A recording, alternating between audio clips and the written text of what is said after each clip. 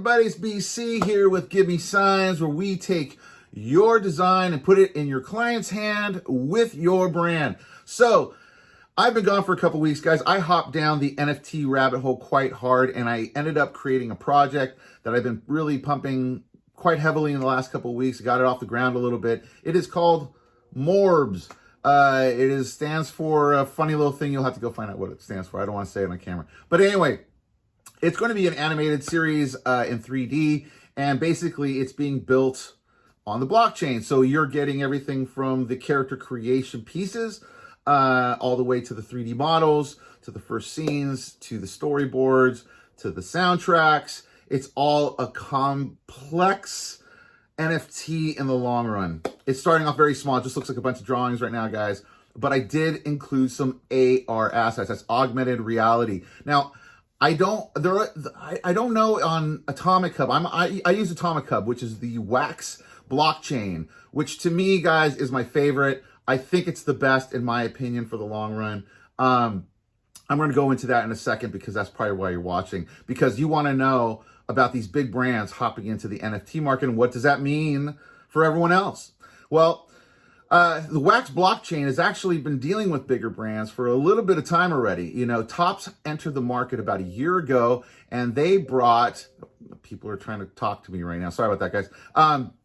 But they brought in big brands. They brought in Garbage Pail Kids. They brought in Marvel. These are huge brands coming into the market. They've already been on the WAX blockchain, mainly because the WAX blockchain works very well for NFTs, and it creates an easy entry point for the consumer. And in the end, that's really the bigger picture here, guys. And that's a lot where I think the NFT community, at least, is split, is that you have people using the Ethereum network with these really high gas fees and really high priced artworks, which is great. I'm all for anybody making money off of their art, guys. I think that's awesome that artists are getting into it. But because of the way things are set up, and because it's so new, and because these companies are still pretty small, there's a lot of weird dark side stuff happening as well. There's a lot of weird scams that are showing up. You can kind of see, because of the blockchain, who has bought something, who has sold something, and you can see something that's called a wash.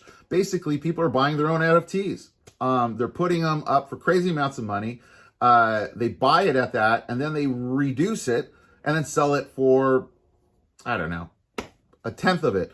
But that tenth of it might be $100,000, and they're getting the money. And the person that buys it, it ends up being caught with something that might not be sellable again. So I don't know why all this is happening so quickly. It just seems like all of a sudden it seems to kind of be getting these teams as well. That's another thing I see, where you have the same two buyers, three buyers, and they will pump up the auction until someone else comes in, and it seems like they dump off that auction on that person, an unsuspecting person, probably paying way too much for something they probably might have a hard time trading. You know, NFTs, from what I've basically grasped more than anything, this is a community-based kind of thing. If you don't have a social media presence, if you don't have some sort of community attachment, it's going to be hard, no matter how good your art is. Because there's some amazing artists out there that are having a horrible time getting started. And it brings up the question, like, is this about art or is this about personality?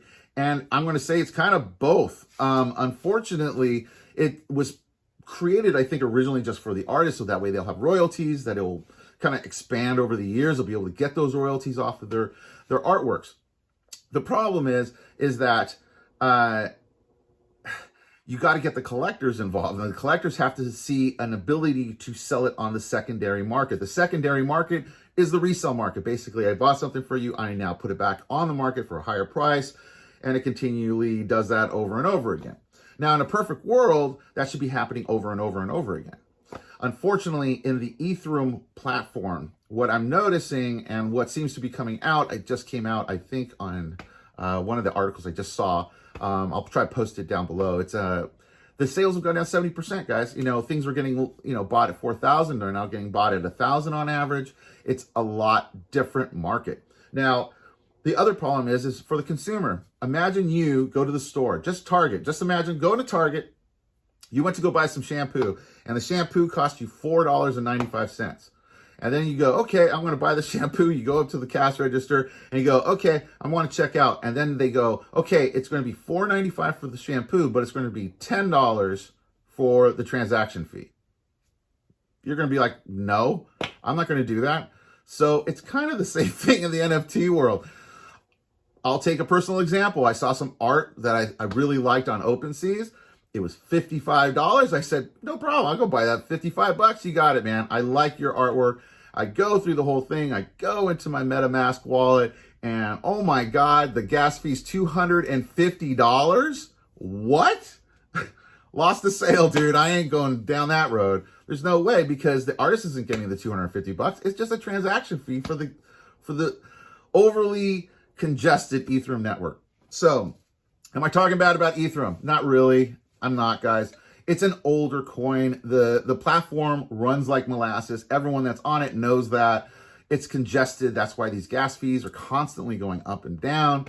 And they do have Ethereum 2.0 coming, which is going to create a gasless type scenario so that it's easier for people to mint, which then brings the other problem. Now everyone is going to mint everything. So that means that people are going to be doing selfies and uploading them as NFTs. We're going to go through all that again. So why do I choose the WAX blockchain? Atomichub, basically. I think it is just built better. I just do. I just think that I'm able to do drops easier. I'm able to build packs. And more than anything, it's already built on the strategy that I'm following, which is more of a trading card type mentality, where you're creating a project, an IP, you know, some sort of intellectual property, where you build characters, you build a community, and then you hope that that community catches on and then starts to trade within itself, kind of building its own ecosystem, okay? And the way Atomichub runs is very similar to that, you know, and the WAX blockchain. You know, you got Garbage Pail Kids. There's all these different Garbage Pail Kid cards that you could trade. Marvel, where do I even start? I mean, it's endless amounts of content that you can trade back and forth. For the little guys, Bitcoin Origins, you know, which isn't a little guy, but Bitcoin Origins, which is a smaller independent thing, amazing. You know, you have a whole community to join in and then trade with. And so it's a vibrant market over there. The secondary market is vibrant. And also, it tends to be more affordable. Now, for the artists that are getting in, they're like, well, I'm trying to get in because I want to make Beeple money. I'm telling you right now, it's a very hard strategy to pull off. First of all, Beeple is an amazing, well-versed artist that has been going at this for 13 plus years, posting every day, regardless of NFTs. Okay, this is just a dude that's been around. Okay, he got the 69 million because of who he is. He's been around, has the community, has the people behind him to build that. It's not like someone just said, "Oh, check out that Beeple piece. Let me sell it for 69 million." 69 million. It's hard to say that. He sold that for $69 million. Congratulations, Beeple. You, wow. Amazing. So anyway, more than anything, I think you have to think more on a long term versus a short term. You know, when you do one-off pieces, which is kind of almost forced upon you because of the gas fees, it's so hard to create big drops. Plus, you don't want to do that in that market because of the price structure. You don't want to price something at a really high price and then, you know, have so many copies of it that it loses its value. You know, you'd have to create more rarity in there. So Atomichub's is still built on rarity, but it's built on an idea that this is going to be more accessible for you, the consumer, a person that doesn't know anything about NFTs. You know, and I like the WAX blockchain because they've already thought this out. You know, now you're able to get your WAX wallet, and I'll be doing another shorts video. If you haven't checked out my shorts video, check out those shorts videos. I'm starting to put those up. They're just a minute long. They give you a little bit of information to kind of get you on the right path. So anyway, back to the WAX. In the WAX wallet, you now can actually purchase WAX right in the wallet with MoonPay and with Simplex. So you just use your credit card. It's this simple. You go to wax.io. You sign up using your Google account or Facebook, whatever you want to sign in with. Once you're in, you have your wallet. You click Buy WAX. It pops up. It gives you a choice of either MoonPay, Simplex, and I think a bank transfer. I'm not really sure. But anyway, You click that, boom, and in a little bit you have Wax in your wallet. You're ready to go purchase things. You know, you can go purchase stuff on the Wax blockchain. That means Tops, Atomichub, Garbage Pail Kids, you name it, you can use that. So that's why it's such a great platform, I think. Now, the big brands coming in, I think what people are scared of is that's going to devalue bigger NFTs. Yes, it's going to. It's just going to. Is it a necessary evil? Most definitely. NFTs will never get to the mainstream without major brands hopping in and introducing that to their audience. So we need this to happen, guys. If you want the NFT world to grow, we need major brands in it. We need major celebrities in it. And of course, there's going to be pushback to that, but you need that for it to succeed and get to the next level. Now, if you haven't checked out an app called Veve or Vive, I don't know how you pronounce that. It's a weird name. Or Terra Virtua, that's another one. Now, these are two big platforms. One's doing the Godzilla stuff. The other one's doing DC right now.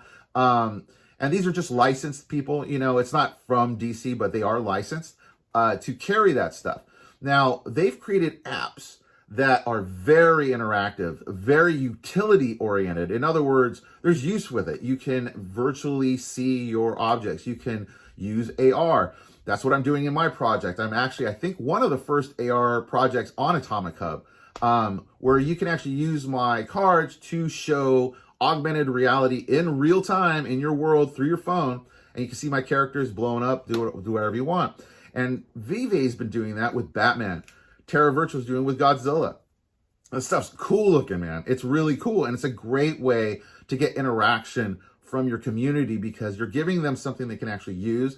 They can take selfies with the characters. They can take videos with the characters and then post those up. And then you can promote that, promoting the community, promoting the brand, and just kind of building a synergy that hopefully continues to grow with whatever you're trying to create. So that's why I like the Wax brand. And no, I'm not afraid of the big brands coming in. It will reduce prices, guys. Yeah, you won't be seeing $30,000 pixel puppies very long. I don't think that's staying around.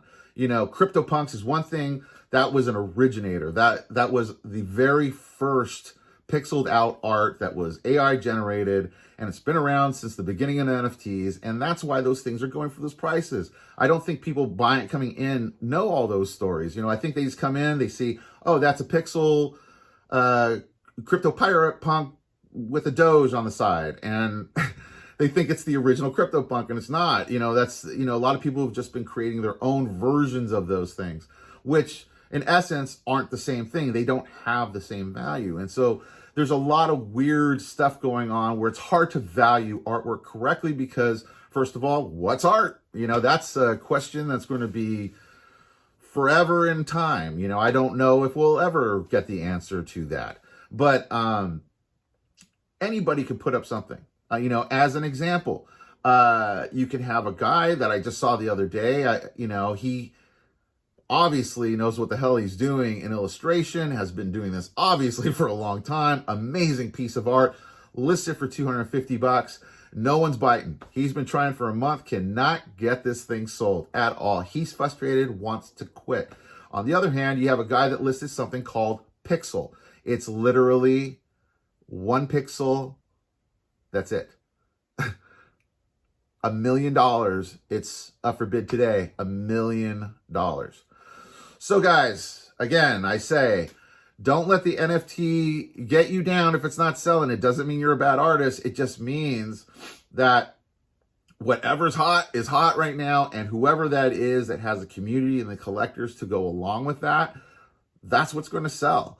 So my only advice would be really work on building an idea that you can constantly come back to, whether that's a series, meaning like, say you're a photographer and you just do like almost like a table book. That'd be a good way to look at it. You're a photographer, you need to make a table book, or an artist, and you want to make a table book, and you want it all to look consistent throughout the book so that when the person opens up, it knows your style, it knows who you are, and that helps you build your community from there because people will be able to attach themselves to something that is consistent and will last over time. One-off pieces do not do that. And it's not a bad thing if you're doing one-off pieces, but no, it's a much harder market to trade in. Once the person buys it, very hard to sell it, because now he has to find someone else with the same taste that he has, or knows that you have enough of a name to where he'll be able to flip it pretty easily. Because you got to remember, this is about collectors, guys. Just as much as artists, collectors are just as important by far, and have a good reason to be coming back to your specific project. Try to figure out what you want to do, whether that be more of a series kind of fine art thing, or trading card with a project behind it where you're just being able to constantly release things. And then go with those two strategies. They seem to be working the best for people. Keep in mind the Ethereum network is still high gas fees, guys. 2.0 is promising gasless, so hopefully that will happen for you guys. Atomichub has always been cheap. You're not paying for transaction fees. You're paying for storage, RAM for the pieces that you're putting up. It's cheap. You know, I think I've maybe spent 20, 30 bucks maybe in Wax just for the storage to release everything I've released. So much cheaper, much easier, much more efficient. And because there's so many people coming into the market, there's a big misconception that the marketplaces are selling your stuff. So there's Foundation, there's super unknown or super rare, I don't know, unknown IO. There's so many. It's hard to believe how many there are up there, guys. But you know, like take Foundation. This was a curated site when it first started that you could only get invited to. And unless you were invited, you couldn't be an artist on there. And they really promised high-end art, no copyright infringements. This is all vetted. That's kind of gone out the window. No offense, guys. They got to definitely change up their system, because all those invites became a way for people to make money. So in other words, if you're out there and new into the NFT world and someone DMs you and says, hey, I got a Foundation invite, I will sell you for $100 to $250. You can totally do that, because a lot of people have, and it's against the rules. You're not supposed to do that, but Foundation has been flooded with a whole bunch of new weird art that shouldn't be up there. And a lot of copyright infringement is popping up on there, which is going to be a problem for Foundation. You know, knowing that these major brands are coming in hot and heavy, I would steer so far away from anything copyrighted. Anything that is like a known character, I wouldn't touch it with a 10-foot pole, guys. The blockchain runs on a KYC, a know your customer. So when you're listing stuff, they know who you are, okay? And it's on the blockchain. They don't have to come rushing after you guys. They can take their time, show up months from now, let that thing trade multiple times, and then come after you. So please be careful.